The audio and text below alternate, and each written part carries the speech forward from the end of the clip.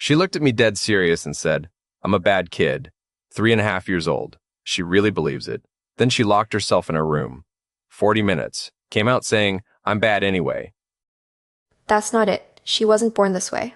A sentence you said before is becoming her identity. Wait, what? A sentence I said? I never called her bad? What are you talking about?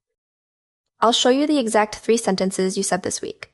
But first, tell me what you said back when she called herself a bad kid. Okay, right now I tell you, you're not short, you're tall. Do you believe me?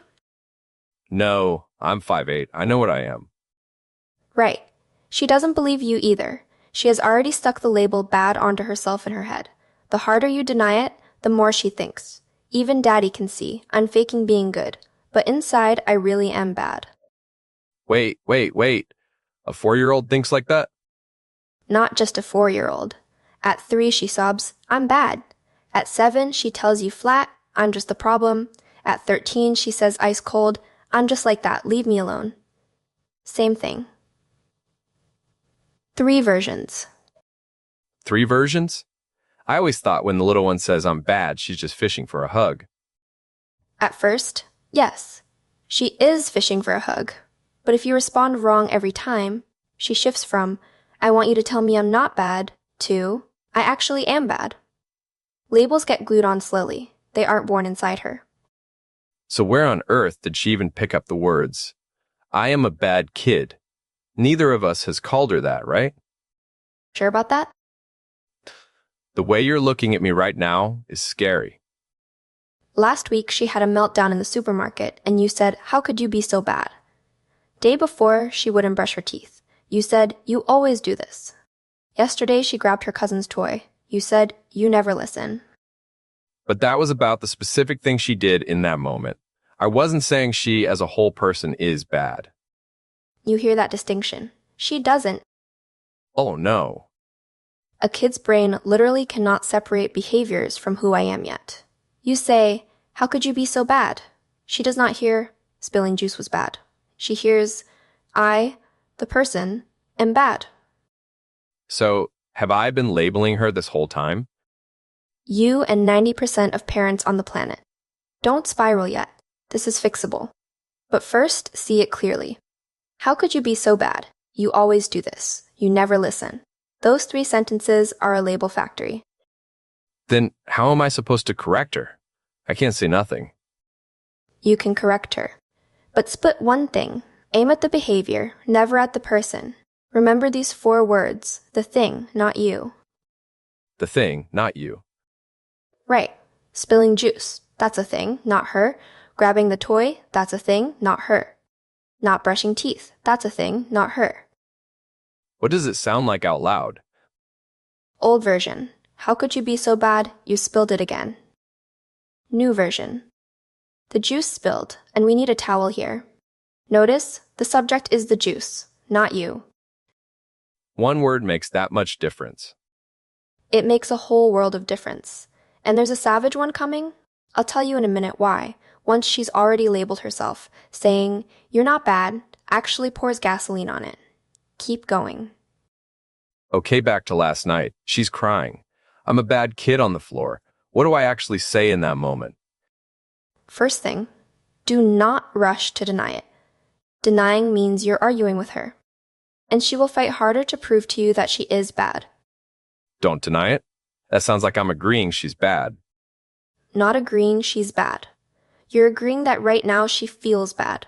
Squat down, look at her eyes, say, you're really upset right now because you feel like you did something wrong, right? Validate the feeling first. Right. Then the second sentence. This one is the key.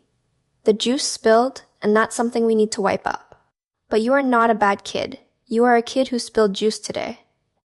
Hold on. Say that one again. You are not a bad kid. You are a kid who spilled juice today. The whole trick is in the word today. Today turns the label from permanent to temporary. Bad kid is an identity. A kid who spilled juice today's is an event. Tomorrow's her is tomorrow's her. Okay, and then? She's still crying. Third sentence, and this is the one that's almost magic. Do you want to pick again how you respond? Pick again? The juice is already on the couch. There's no picking again. The juice can't be undone. But her crashing into self-attack right now? That part she gets to redo? Give her a door labeled, I can start over. How do I actually do that? You say, the juice spilled. It's okay. We have two choices right now. Do you want to grab a towel and clean it with me? Or do you want a hug first, and then we clean it? Choigeling. Right. She was stuck in the identity, I am bad. You hand her two actions, which yanks her out of who I am and into what I'm doing now. She does it, and she just proved to herself, I can handle stuff, not I am bad. She does it once, and she won't fall back into the I'm bad hole? She'll fall back. But next time you hand her the reader door again, after 10 times, the identity I can handle stuff is one layer thicker than I am bad. Labels get covered by new evidence, not erased by denial. Okay, hold on. What about older kids, like school age, when they say I'm just the problem or I can't do anything right? Same trick? Good question. Stay with me. The most counterintuitive part is still coming. Same principle, but you have to add something. For older kids, the upgrade is huge.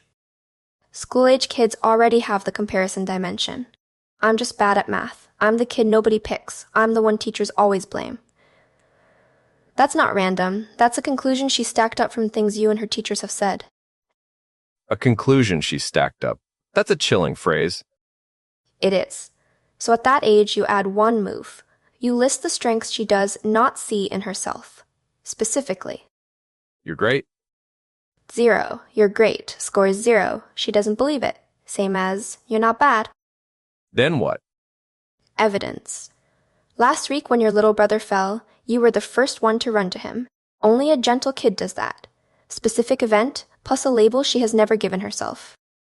Because she's never seen that side of herself, so you point to it for her. Right. The only tape playing in her head is, I am bad. You have to record a few new ones. I am someone who takes care of people. I am someone who figures stuff out. I am someone who apologizes. Give her other tapes to play. And tweens? That, I'm just like that, leave me alone version? That one wrecks me. Translate.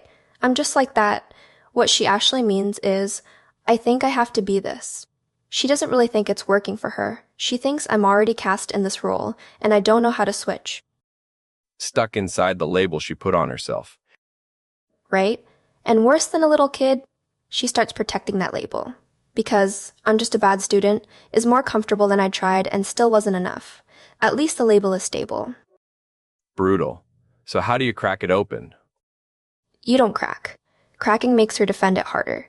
You do one thing, observe her, then name a version of her she hasn't seen. You know, lately you say you don't care, but you still finished your homework. That's not what someone who is just like that does. Pointing out her own contradiction? Right. No criticizing, no pushing her to change. Just, I see a version of you that you don't see. Then walk away. Let her sit with it. Walk away. Always walk away. Tweens need space to chew on it. Stand there waiting for her to change? She won't. Drop the sentence and leave. It'll rattle around in her head for 3 days. Okay, one more scenario. Luna comes home and says, my teacher said I'm a difficult kid.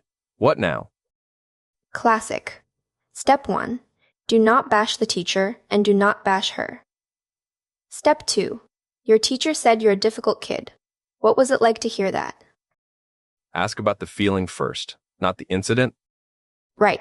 The tape playing in her head isn't what happened. It's my teacher thinks I'm difficult. Peel the label off her first. Then you can talk about what actually happened. How do I peel it off? When teachers are tired, they sometimes use the word difficult. But that was her feeling in 1 second. It is not who you are. What happened between you two? It is not who you are. Those words are gold. Right. She'll exhale. Then she can actually tell you what really went down. Okay, I just mentally replayed every conversation I've had with Luna this year. I've said, how could you be so bad? And you always do this, literally hundreds of times. You can repair. From today, add one ritual. Every night at bedtime, name one specific strength you saw in her today that she doesn't know about. Concrete event. 30 days, and that I'm bad tape gets buried. 30 days. 30 days. How she sees herself is 100% built from the words she has heard. One sentence at a time, it's stacked up. One sentence at a time, it comes apart. And 10, 20 years from now, when AI is writing her essays and coding her projects, this is what matters, isn't it? In 30 years, ChatGPT will draft her resume. AI cannot give her a self-image. The adult who walks into a room and believes I am someone who figures stuff out, that person is unstoppable. The adult who believes I'm just a problem, no skill on earth helps her.